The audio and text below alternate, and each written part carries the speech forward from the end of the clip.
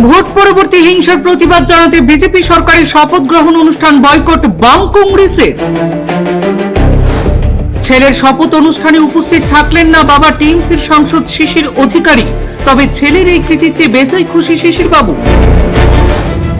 Brigade গ্রাউন্ডে শপথ মঞ্চ থেকে বাংলার জনতাকে নতজানু প্রণাম জানালেন মোদী। ফলাফলের পরও রাজনৈতিক অশান্তির অভিযোগ ঘিরে সরগরম বাংলার রাজনীতি। হিংসার প্রতিবাদ জানাতেই বাংলার নতুন সরকারের শপথ অনুষ্ঠান কার্যত বয়কট করল কংগ্রেস, সিপিআইএম ও এআইএসএফ এর মতো অন্যান্য বিরোধী রাজনৈতিক দলগুলা। বিরোধীদের প্রশ্ন, ফলাফলের পরও যদি অশান্তির পরিবেশ বজায় থাকে তাহলে পরিবর্তন কোথায়?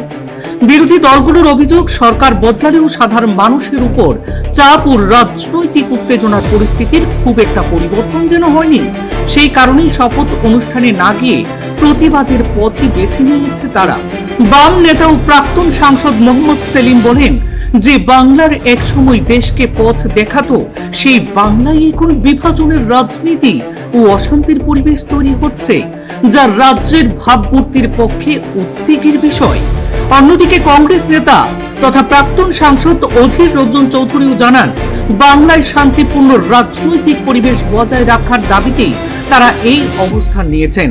শপথ অনুষ্ঠান বয়কটকে কেন্দ্র করে ইতিমধ্যেই রাজ্যের রাজনৈতিক মহলে শুরু হয়েছে ব্যাপক চর্চা।